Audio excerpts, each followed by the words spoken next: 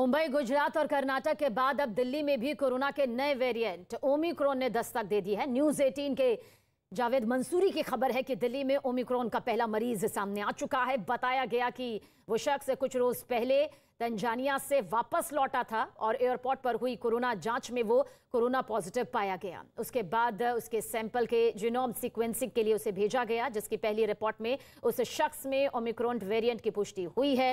ये जानकारी खुद दिल्ली के स्वास्थ्य मंत्री सत्येंद्र जैन ने दी। मरीज के रिपोर्ट को एक बार फिर लैब भेजा गया है, जिसकी रिपोर्ट कल सामने आएगी।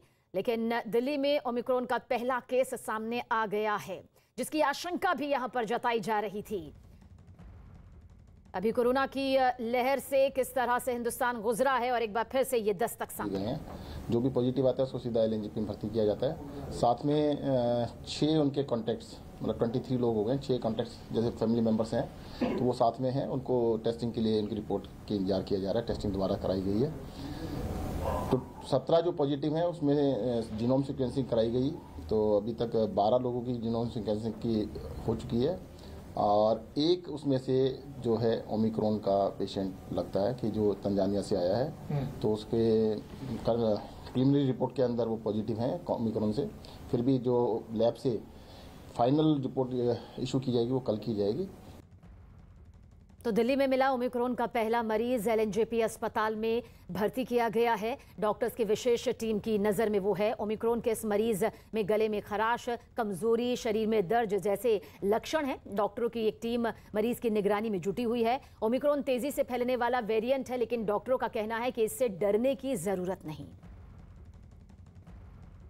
तंजानिया से ट्रैवल करके अंतर्राष्ट्रीय हवाई अड्डा दिल्ली से आया था हमारे पास लोकनायक में, और अभी हमारे यहाँ भर्ती है। इसको हल्के सिम्टम्स हैं, हल्का बुखार था, थोड़ा सा गले में दर्द था। इसमें सबसे महत्वपूर्ण है कि इसमें पैनिक मोड में ना आए, ज़्यादा अफवाह ना फैलाएं, क्योंकि इसमें जो भी नया वेरिएंट है वो हालांकि तेज़ी से फैल रहा है, पर सिम्टम्स हल्के हैं और कॉम्प्लिकेशन कम है, डेथ रेट कम है। सबसे महत्वपूर्ण है कि धैर्य बना के रखें और सोशल डिस्टेंसिंग का पालन करें। दिल्ली में पहला ओमिक्रॉन कंफर्म केस आ गया है। ये एक्सपेक्टेड ही था, क्योंकि पूरी दुनिया मोबाइल है और वायरस फैलता है, तो ये इस वायरस को आना ही था। भारत के दूसरे शहरों में भी कुछ एक केसेस पॉजिटिव आए हैं।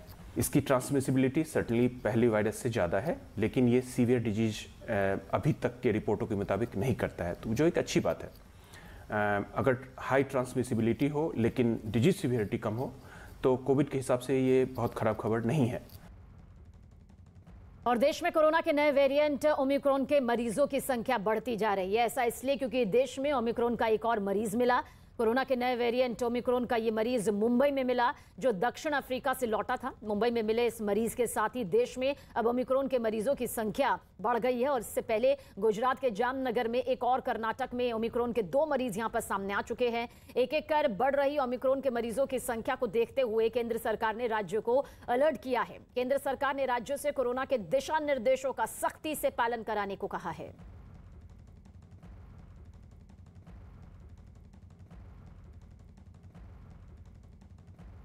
और मुंबई में ओमिक्रॉन का एक मरीज मिलने के बाद वहां हड़कंप मच गया। वायरस से निपटने के लिए बीएमसी ने अपनी तैयारियों को तेज कर दिया। गुजरात और मुंबई के बीच चलने वाली ट्रांसपोर्ट सेवाओं पर नजर रखी जा रही है। विदेश से आने वाले हर यात्री की एयरपोर्ट पर स्क्रीनिंग और कोरोना जांच की जा रही है। इन्हीं सब पर न्यूज़ 18 की टीम ने मुंबई की मेयर किशोरी पेडनेकर से बातचीत की।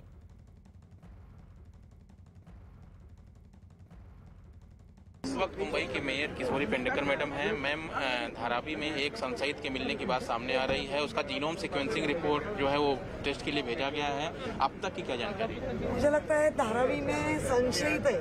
अभी तक उन जीनोम सीक्वेंसिंग के लिए प्रतीक्षा यादी में धारावी हमारी बहुत ही कोविड-19 कोरोना में बहुत ही अच्छा काम किए। हमारे वार्ड ऑफिसर किरण दिगावकर, उपायुक्त हर्षद काळे, वो खूब पूरी ध्यान देके उधर काम कर रहे हैं। डरने की बात नहीं, सावध और सजग रहो इसको भी हम हरा सकते हैं। डोंबिवली में एक माइक्रोन का पेशेंट आया है, तो महानगर पालिका किस तरह से तैयार है, क्योंकि डोंबिवली मुंबई से कनेक्टेड है, काफी लोग आते हैं। मुंबई तो हर जगह से कनेक्टेड है, इसलिए तो मुंबई को मैं यही कह रही है, सावधान रहो और सजग रहो, डरने की बात नहीं है। जो पंचसूत्री कार्यक्रम महानगर पालिका ने दिया है, केंद्र राज्य जो SOP दे रहे हैं उसको फॉलो करो। मुंबई में कोरोना के नए वेरिएंट ओमिक्रॉन के बढ़ते खतरे को देखते हुए स्वास्थ्य विभाग की तरफ से सार्वजनिक जगहों पर लोगों के वैक्सीन लगाने का अभियान शुरू किया गया। इस अभियान के तहत एयरपोर्ट के बाहर, रेलवे स्टेशन और दूसरी सार्वजनिक जगहों पर मोबाइल वैन की मदद से लोगों को कोरोना का टीका देके किस तरह से लगाया जा रहा है। महाराष्ट्र और उसके आसपास के 2 राज्यों गुजरात और कर्नाटक में ओमिक्रॉन वेरिएंट का मरीज मिलने के बाद एयरपोर्ट के बाद अब स्टेशनों पर भी चेकिंग बढ़ा दी गई है। मैं इस वक्त CSMT स्टेशन पर मौजूद हूं। जैसा कि BMC के मेयर ने बताया कि अब स्टेशनों पर भी चेकिंग बढ़ा दी गई है। आप देख सकते हैं कि यहां पर सबसे पहले BMC के जो काउंटर्स हैं चेकिंग करने के रेलवे स्टेशन पर, वो बढ़ा दिए गए हैं। और क्योंकि पहले एक ही काउंटर हुआ करता था, लेकिन जैसे ही ओमिक्रॉन वेरिएंट का खतरा बढ़ा उसके बाद एक बार फिर से जो है वो चेकिंग के बूथ जो है वो बढ़ा दिए गए हैं। जो तमाम पैसेंजर्स बाहर से आ रहे हैं उनकी टेस्टिंग की जा रही है। मुंबई से सटे डोंबिवली में ओमिक्रॉन का पहला केस सामने आया है। इसके अलावा गुजरात में एक केस डिटेक्ट हुआ है, दिल्ली में केस डिटेक्ट हुआ है और इसके पहले कर्नाटक में 2 मरीज जो है ओमिक्रॉन वेरिएंट के पाए गए थे। उसके बाद से लगातार जो एजेंसियां हैं, चाहे BMC हो चाहे रेलवे हो, वो तमाम एजेंसियां जो है इस वक्त पूरी तरह से सतर्क हैं। और सतर्कता इस बात की आप देख सकते हैं कि लगातार यहां पर टेस्टिंग की जा रही है। CSMT ही नहीं बल्कि मुंबई के तमाम जो बड़े स्टेशन हैं, चाहे LTT हो, बांद्रा हो, बोरीवली हो, मुंबई सेंट्रल हो, इन तमाम स्टेशनों पर इसी तरह से चेकिंग की जा रही है। लक्ष्य एक ही है, मकसद एक ही है कि जो नया वेरिएंट आया है वो बढ़ने ना पाए, उसका प्रसार ना होने पाए। इसके चलते आप देख सकते हैं कि दूसरी तरफ भी इसी तरह से रजिस्ट्रेशन की जो प्रक्रिया है वहां पे जो होती है, और रजिस्ट्रेशन की प्रक्रिया के बाद जो टेस्टिंग होती है वो टेस्टिंग दूसरे बूथ पे, जो उसके बगल में बूथ है, वहां पर आप मेरे राइट साइड में देखेंगे, वहां पर बूथ जो है वो यहाँ पर टेस्टिंग होती है। और इससे पहले गुजरात के जामनगर में कोरोना के नए वेरिएंट ओमिक्रॉन का एक मरीज मिला। बताया गया कि जिस शख्स में ओमिक्रॉन का वेरिएंट मिला वो दक्षिण अफ्रीका की यात्रा कर चुका है। यह भी बताया गया कि 28 तारीख को वो अहमदाबाद एयरपोर्ट पर उतरा था और उसके बाद 29 तारीख को उसने गले में दर्द की शिकायत की थी। 30 तारीख को RT-PCR टेस्ट कराया गया था जिसमें कोरोना होने की बात सामने आई। जांच के लिए कुछ सैंपल पुणे भेजे गए थे जहां से ओमिक्रॉन होने की बात सामने आई। बताया गया कि यात्री अहमदाबाद से जामनगर सड़क के रास्ते पहुंचा था। अब इस यात्री के संपर्क में उसके परिवार और बाकी लोगों की जांच की जा रही है। साथ ही सभी लोगों को आइसोलेशन में रखा गया है। इनमें हाई रिस्क वाले 8 लोगों और लो रिस्क वाले 31 लोगों की पहचान की गई। ओमिक्रॉन वेरिएंट में पॉजिटिव मिला है, उसके हिसाब से उसको आइसोलेट किया गया है। उसके ऊपर हम नज़र रख रहे हैं। जहां वो रहते थे वहां पर जो है हमने माइक्रो कंटेनमेंट जोन बनाया है और इस हिसाब से हम जो हमको प्रिकॉशन लेने हैं और सूचना जो मिली हुई है उन सब का पालन करते हुए हम लोग उस एरिया को घेर कर उसमें लोगों को उनकी टेस्टिंग, उनकी ट्रेसिंग और ज़रूर पड़ेगी तो ट्रीटमेंट, ये सब किया जाएगा। 28 नवंबर जिम्बाब्वे अफ्रीका से आए हुए एक 72 वर्षीय पुरुष का कोविड टेस्ट पॉजिटिव आया था। उसके बाद जीनोम सीक्वेंसिंग की स्टडी करने के बाद आज गुजरात सरकार आरोग्य विभाग ने इसकी पुष्टि की है कि ये ओमिक्रॉन वेरिएंट ही है। उस हिसाब से जिला प्रशासन की तरफ से सारी एहतियात बरती गई है। जो पेशेंट है वो जब से वो यहाँ आए हैं तब से आइसोलेशन में है, उनका ट्रीटमेंट चल रहा है। स्टार्टिंग में जब इनके सिम्टम्स सोर थ्रोट और जो वीकनेस थी वो भी काफ़ी कम हो चुकी है। पेशेंट इज स्टेबल अभी।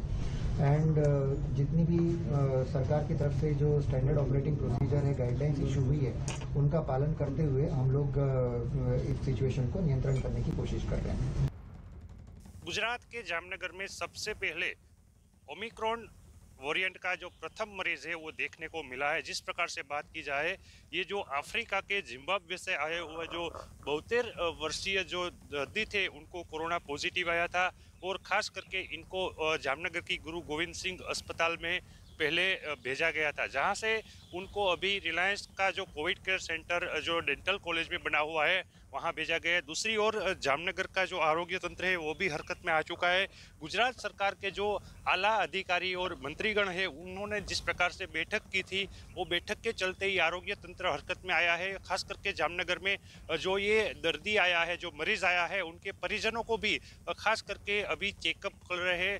पीपी किट के साथ सज्ज जो मेडिकल कर्मी है उनके घर पे छानबीन कर रहे हैं। पूरा जो एरिया है वो भी माइक्रो कंटेनमेंट जोन जाहिर कर दिया है। और खास करके जामनगर में जो ओमिक्रॉन वेरिएंट का जो प्रथम मरीज जो देखने को मिला उसको लेकर ही पूरी व्यवस्था है वो कड़ी कर दी गई है। और हाल ही में बताया गया है कि जो ओमिक्रॉन का जो संक्रमित दर्दी है उनकी जो हालत है वो हालत अभी स्टेबल है। और खास करके पूरी डॉक्टरों की टीम है उनके पर नज़र बनाए रखी है। गुजरात में कोरोना के नए वेरिएंट ओमिक्रॉन के खतरे को देखते हुए तैयारियों को तेज कर दिया गया। अहमदाबाद में विदेशों से आने वाले यात्रियों का एयरपोर्ट पर ही टेस्ट किया जा रहा है। साथ ही वहां 2500 बिस्तरों वाले एक सरकारी बेड को, सरकारी अस्पताल को दोबारा से खोल दिया गया।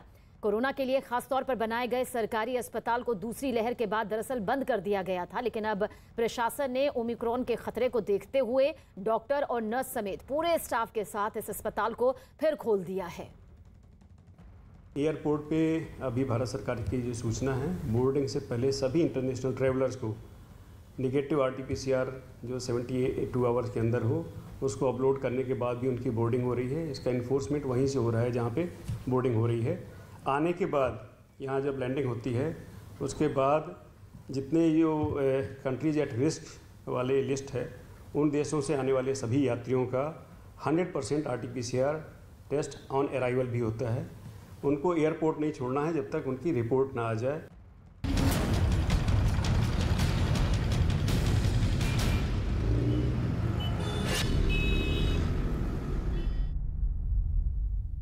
दिल्ली एनसीआर में प्रदूषण का कहर अब भी जारी है। अभी भी प्रदूषण का स्तर बहुत खराब श्रेणी में है। गाड़ी का धुआं हो या फिर पराली से दिल्ली एनसीआर की हवा में जहर घुल रहा है। तस्वीरें आपके सामने रखने जा रहे हैं। दिल्ली का धौला कुआं, इंडिया गेट, बारापुला की हवा में जहर घुल चुका है। ये जहरीली हवा हमारे परिवार की जिंदगी में जहर घोल सकती है, इसमें कोई शक नहीं।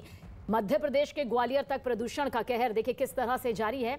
बिहार के शेखपुरा में किसान मजबूरी में पराली जला रहे हैं, तो वहीं बांका जिला की तस्वीर भी आपके सामने, जहां किसानों का पराली प्रबंधन गजब का है। पराली प्रबंधन में कृषि विभाग की टीम भी किसानों की मदद कर रही है। तो देखिए किस तरह से अभी भी हवा में जहर घुलती दिखाई दे रही है। हवा का स्तर दिल्ली एनसीआर का जिक्र करें तो बेहद यानी कि बहुत खराब श्रेणी में है। ये वो जहरीली हवा है जिसका फेफड़ों पर पहुंचना बेहद नुकसानदायक साबित हो सकता है, न सिर्फ आज के लिए बल्कि आने वाले भविष्य पर भी सेहत पर इसका बुरा असर पड़ सकता है। एक्सपर्ट्स लगातार कह चुके हैं कि बच्चों के लिए ये बेहद खतरनाक है। ये हवा जैसे जैसे उनके शरीर में जा रही है उनके फेफड़ों पर असर डाल सकती है। आंखों से जुड़ी दिक्कत, चेहरे पर से जुड़ी दिक्कत, तमाम ऐसी दिक्कतें सेहत संबंधी अब तक सामने भी आ चुकी हैं। और बिहार के शेखपुरा की ये तस्वीर इस वक्त आपके सामने मौजूद है। देखिए समझना होगा, कहीं पराली के प्रबंधन को लेकर खूबसूरत तस्वीर नजर आ रही है जो कि मददगार साबित होती है जहरीली हवा को कम करने में, लेकिन वहीं अगर दिल्ली एनसीआर का जिक्र करें तो हवा में देखिए किस तरह से अभी भी धुंध की वो चादर है जो इंसानी जिंदगी को सबसे ज्यादा नुकसान पहुंचा रही है। इसका असर भले ही हमें इस वक्त मालूम ना चल पा रहा हो, लेकिन जिस तरह की दिक्कतें के बारे में बता चुके हैं एक्सपर्ट्स कि किस तरह से ये फेफड़ों पर सबसे ज्यादा असर डाल सकती है, वो वाकई बेहद गंभीर। और दिल्ली के अलग अलग इलाकों में प्रदूषण से अभी दिल्ली वाले बेहद परेशान हैं। इंडिया गेट, धौला कुआं, आरके पुरम और बारापुला फ्लाईओवर का प्रदूषण का कहर साफ दिखाई देता है तस्वीरों के जरिए। दिल्ली का AQI 300 के ऊपर पहुंच चुका है। दिल्ली का प्रदूषण बहुत खराब श्रेणी में बना हुआ है, जिसकी 3 तस्वीरें इस वक्त आपके सामने मौजूद है। इसके लिए पराली के साथ साथ गाड़ी और फैक्ट्री से निकल रहे जहरीले धुएं को भी जिम्मेदार बताया जा रहा है। तो ये 3 तस्वीरें बताने के लिए काफी है कि दिल्ली एनसीआर की हालत किस तरह से बद से बदतर हो चुकी है। लग रहा था कि वक्त बीतने के साथ में जहरीली हवा के स्तर में कुछ कमी आएगी, लेकिन AQI 300 के पार पहुंच चुका है। ये वो स्तर होता है जहां पर इसे बेहद खराब श्रेणी में रखा जाता है। ये 3 तस्वीरें आप देखिए, इसकी जीती जागती तस्वीर यहाँ पर सामने आती है। दिल्ली के इंडिया गेट, धौला कुआं, बारामूला की ये तस्वीर है। ये महज 3 तस्वीर है, लेकिन अमूमन दिल्ली एनसीआर की हालत एक जैसी यहाँ पर नजर आती है, जहाँ पर धुंध छाई हुई है। एक वक्त वो हुआ करता था जब ये कोहरा हुआ करता था, जिसकी वजह से रफ्तार कम हो जाती थी, लेकिन कम से कम जिंदगी की रफ्तार, जिंदगी की गाड़ी सुचारू रूप से चलती थी। लेकिन आज हालात ये हो गए हैं कि ये इंसानी जिंदगी की रफ्तार को धीरे धीरे कम कर रही है। दिल्ली की हवा लगातार बेहद खराब श्रेणी में बनी हुई है। सेंट्रल पोल्यूशन कंट्रोल बोर्ड यानी सीपीसीबी के मुताबिक दिल्ली का एयर क्वालिटी इंडेक्स 305 है, जो कि वेरी पुअर कैटेगरी में आता है। इस वक्त मैं मौजूद हूं इंडिया गेट के पास और तस्वीरों के जरिए आपको दिखाते हैं किस तरह से जो स्मॉग है आपको तस्वीरों में नजर आएगा। इंडिया गेट की तस्वीर अगर आप देखेंगे, उसके आसपास आपको धुंध नजर आएगी। आज दरअसल दिल्ली के ज्यादातर इलाकों में जो एयर क्वालिटी इंडेक्स है वो वेरी पुअर कैटेगरी में बना हुआ है। लगातार दिल्ली के हालात खराब हैं। यही वजह है कि दिल्ली सरकार को दोबारा दिल्ली में स्कूल्स बंद करने का आदेश जारी करना पड़ा। तो वहीं कंस्ट्रक्शन गतिविधियों पर भी पाबंदी है। ये देखिए इंडिया गेट के आसपास का जो पूरा इलाका है, यहाँ पर किस तरह से धुंध छाई हुई है। अब जरा मैं आपको ये सड़क दिखा दूं, जो इंडिया गेट का सर्कल है, इस सर्कल की तस्वीर भी आपको दिखाते हैं कि किस तरीके से देखिए सड़क पर हल्की धुंध नजर आएगी। तो ये स्थिति बनी हुई है। लगातार जो पोल्यूशन का लेवल है वो बेहद खराब श्रेणी में बना हुआ है। लगातार सुप्रीम कोर्ट भी दखल दे रहा है। दिल्ली सरकार अपने कदम उठा रही है, बावजूद इसके दिल्ली में जो पोल्यूशन है वो कंट्रोल नहीं हो रहा है। और साफ तौर पर इसे न सिर्फ तस्वीरों में देखा जा सकता है, बल्कि इसे महसूस भी किया जाता है, क्योंकि जो वेरी पुअर मतलब बेहद ख़राब श्रेणी में जब पोल्यूशन होता है, न सिर्फ ये बुजुर्गों बच्चों के लिए ख़तरनाक तो होता ही है, बल्कि जो स्वस्थ इंसान है उसके लिए भी ये हानिकारक होता है।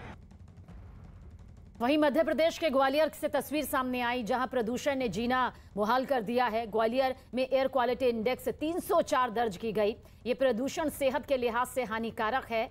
ग्वालियर की खराब हवा को सुधारने के लिए जिला प्रशासन मशक्कत कर रही है, लेकिन ग्वालियर में प्रदूषण के लिए पराली जलाने और खुले में कचरा जलाने को जिम्मेदार ठहराया गया है। तस्वीर देखिए मध्य प्रदेश के ग्वालियर के इस वक्त आपके सामने मौजूद है, जहां ये धुंध जो है बेहद जहरीली है। ये वो स्मॉग है जो इंसानी जिंदगी पर भारी पड़ रही है।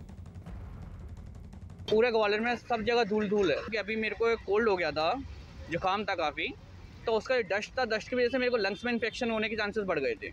देखिए ग्वालियर में जहरीली हवा जो हो रही है, धुआं हर जगह है। उसका एक सबसे बड़ा कारण है 3 लाख से ज़्यादा वाहन है और वाहनों के परमिट कागजों पे हैं, फिटनेस किसी की है नहीं है। और दूसरी सबसे बड़ी जो वजह है वो है कि सड़क जो है हर जगह खुदी हुई हैं, कहीं से भी गाड़ी निकालिए हर जगह धूल मिट्टी उड़ती है। ये भी एक प्रदूषण का बहुत बड़ा कारण है। वहीं बिहार के बांका में किसानों का पराली प्रबंधन बेहतरीन है। कृषि विभाग की टीम किसानों की मदद कर रही है। खेत के उर्वरक शक्ति बनी रहे और प्रदूषण भी ना हो, इसके लिए किसान और कृषि विभाग की टीम एक साथ देखिए किस तरह से मेहनत में जुटी हुई है। मशीनों के जरिए पराली के बंडल बनाए जा रहे हैं और पराली को पशुओं के चारे के तौर पर इस्तेमाल किया जा रहा है। पराली काटने वाली मशीन खरीदने के लिए सरकार 80% अनुदान भी किसानों को दे रही है। ये बेहतरीन प्रबंधन सामने आ रहा है। बिहार के बांका की ये तस्वीर एक मिसाल यहाँ पर पेश करती है कि मिलजुल कर यहाँ पर किस तरह से बेहतरीन प्रदर्शन की जरूरत है, और यही प्रदर्शन प्रबंधन के तौर पर यहाँ सामने आया है। फसल की कटाई के बाद पराली एक बहुत बड़ी समस्या है और पराली को लेकर सरकार से लेकर न्यायालय तक काफ़ी सक्रिय है कि पराली को खेतों में नहीं जलाया जाए। पराली को खेत में जलाने से जहां खेत की नमी के साथ साथ जो माइक्रो न्यूट्रिएंट हैं वो प्रभावित होता है, जिससे कि आगे खेती करना मुश्किल होता है। अभी मैं बांका जिला के विकासशील किसानों के विकासशील गांव उपरामा में हूं, जहां पर एक पराली प्रबंधन के लिए मशीन से अभी पराली प्रबंधन किया जा रहा है। इस मशीन का नाम है एक्स्ट्रा बेलर, और इसके साथ साथ किसानों के साथ साथ यहाँ कृषि विज्ञान केंद्र के वैज्ञानिक लोग भी हैं। वो लोग पराली प्रबंधन कराते हुए यहाँ पर एक्स्ट्रा बेलर मशीन के साथ साथ यूरिया उपचारित करके जो पराली है उसको बंडल बनाकर रख रहे हैं। वैज्ञानिकों की बात माने तो इनका साफ कहना है कि एक्स्ट्रा बेलर मशीन एक है, लेकिन इसके उद्देश्य बहुत सारे हैं जिसको पूरा किया जा रहा है। पराली का प्रबंधन के साथ साथ किसानों को खर्च में भी काफ़ी निजात मिलने वाली है। सिर्फ पंजाब और हरियाणा ही नहीं, बिहार के शेखपुरा में भी किसान पराली जला रहे हैं। शेखपुरा में किसानों को कृषि विभाग की तरफ से मदद नहीं मिल पा रही। डीएम की तरफ से कृषि विभाग को बताया गया कि किसी भी हालत में किसान पराली को ना जलाएं और सरकार के गाइडलाइंस का पालन करें। राज्य सरकार के प्रदूषण नियंत्रण विभाग ने अधिसूचना जारी कर रखा है कि किसी भी स्थिति में किसान अपने खेत में पराली नहीं जलाएंगे, क्योंकि प्रदूषण पर असर पड़ता है। आपको हम दिखाना चाहेंगे, शेखपुरा का अरियरी इलाका है जहां बड़े पैमाने पर खेत में पराली जलाया जा रहा है, जो प्रदूषण को प्रभावित करेगा और निश्चित रूप से वातावरण को दूषित करेगा। लेकिन यहाँ किसानों को कोई पता नहीं है, कोई जानकारी नहीं है। जब किसान से हम लोग बात करते हैं तो वो कहता है कि इस संबंध में कोई जानकारी नहीं है, लेकिन नियमों की धज्जियाँ उड़ाई जा रही है। ना तो कोई यहाँ के नियंत्रण पदाधिकारी को ऐसा है जो किसानों को इस बारे में जानकारी दें कि पराली को नहीं जलाया जाना है। और पराली से होने वाले इस प्रदूषण से किस तरह की मुश्किलें हो सकती हैं, इस बारे में हमने बातचीत की मौलाना आजाद मेडिकल कॉलेज की community medicine head doctor Sunila Garg से।